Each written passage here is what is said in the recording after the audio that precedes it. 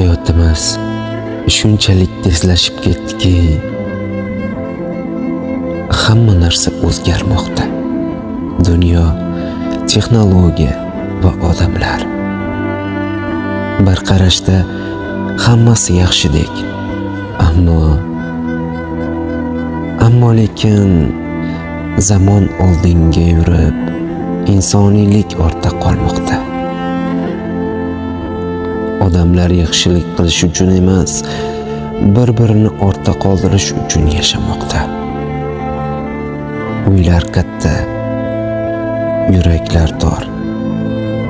Kiyimlar toza, ko'ngillar esa kir. Hayotimiz raqobatga aylangan. Yaxshi yashash uchun emas, yaxshi ko'rish uchun yashayapmiz.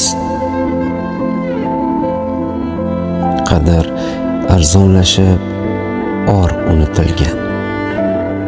Munosabatlar esa vaqtinchalik. Sabrsiz, shukursiz, muhabbatsiz bir zamon bu. Va eng achinarlisi, biz bularni taraqqiyot deb aytamiz.